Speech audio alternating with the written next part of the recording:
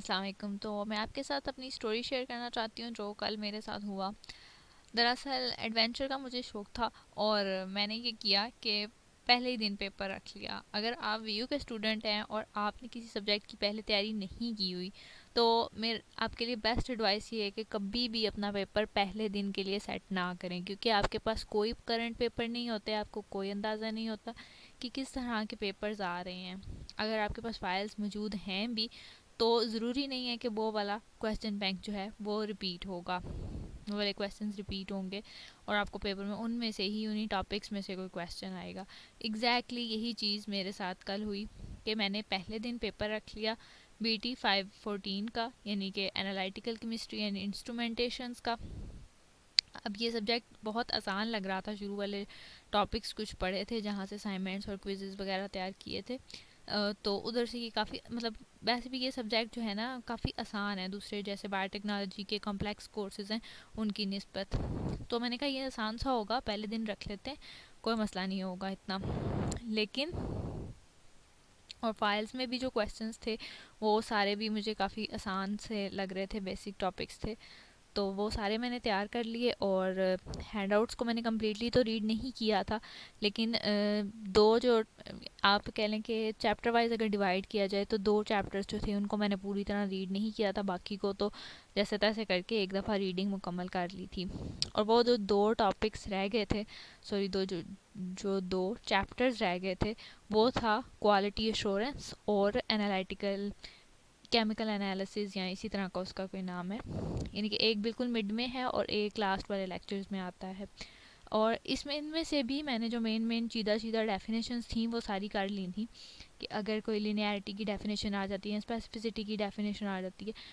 लेकिन quality assurance में से मैंने वो एंड वाली स्लाइड्स छोड़ दी, ISO और इस तरह की जो जहाँ पे पॉलिसीज़ या क्लास वगैरह बताया हुआ उनको मैंने एक बार ऐसे करके स्क्रॉल किया PPTs को, लेकिन वो मुझे अनइम्पॉर्टेंट लगी तो मैंने उन्हें पढ़ा भी नहीं। और एनालिटिकल केमिस्ट्री जो बिल्कुल लास्ट वाले चैप्टर्स टॉपिक्स हैं उनमें से जो थे मैंने वो वाले टॉपिक्स कर लिए जो कि फाइल्स के अंदर गिवन थे। लेकिन हुआ क्या पेपर के दौरान कि जब मैंने पेपर ओपन किया और मैंने उसके क्वेश्चंस चेक किए तो जी मुझे पता लगा कि मेरी तो सारी स्ट्रेटजी उल्टी पड़ गई।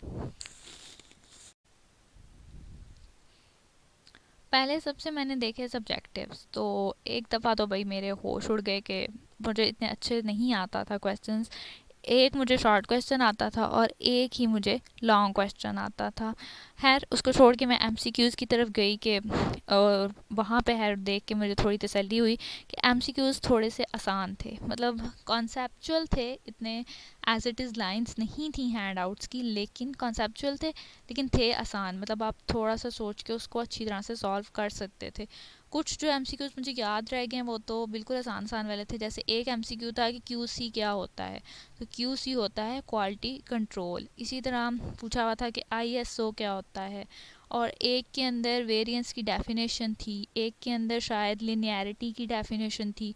इसी तरह से जो थे MCQ वाला पोर्शन का रिलेटिवली आसान था, या मुझे लगा सब्जेक्टिव वाले पोर्शन से, क्योंकि सब्जेक्टिव वाले पोर्शन जो था वो उन टॉपिक्स में से आ गया था जिनको मैंने कि रीड भी नहीं किया था।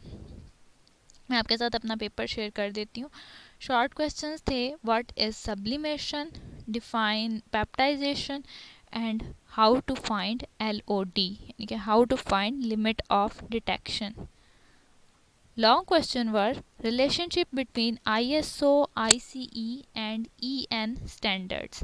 ये मैंने वापस आके इसको हैंडआउट्स में सर्च किया था तो हैंडआउट्स के अंदर EN standards नहीं मौजूद।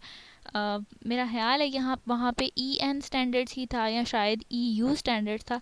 बहरहाल ISO और ICE standards हैंडआउट्स में गिवन है, और ये जो EN standard है या EU standard जो भी था ये आप इसको गूगल से कर सकते हैं। और दूसरा लॉन्ग क्वेश्चन था how to remove errors in analysis and write down steps of gravimetry analysis.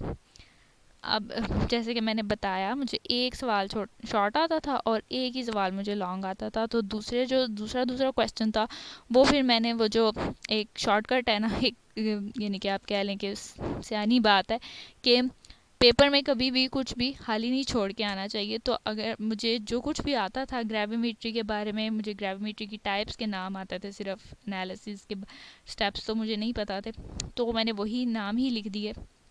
उसमें से भी एक जो था वो मैंने प्रेसिपिटेशन ग्रेविमेट्री की जगह मैस ग्रेविमेट्री लिख दिया। बहरहाल ये कि मैं अटैम्प्ट करके आई हूँ, और आपके भी मेरा यही मशवरा है कि जब भी अगर आपको पेपर में कोई कन्फ्यूजन भी हो, अगर आपको दरख्त के ऊपर मजमून आया है, तो आप ऐसे करें कि दरख्त के साथ बकरी बांध के बकरी पर मजमून लिखाएं, लेकिन पेपर कोई भी क्वेश्चन जो है वो अनअटेम्प्टेड ना छोड़ के आएँ। अगर उसने आपको 3 नंबर का सवाल है ना, तो वो आपको 3 नंबर नहीं देगा, 0.5 भी दे देगा ना, तो आपका भला ही होगा। So this was my paper and my advice is कि पहले दिन तो आप कोई भी पेपर ना रखें, अगर स्पेशली अगर आपने पहले तैयारी नहीं की हुई। और अगर आप पेपर रख लेते हैं पहले दिन, तो कम्प्लीटली हैंड आउट्स को रीड करके जाएं जो पहले दिन का पेपर है, क्योंकि आपके पास कोई करंट पेपर नहीं होते, तो उसके पे ये रिस्क ना लें कि आप सिर्फ फाइल्स जो हैं उनको अटैम्प्ट करके जाएं।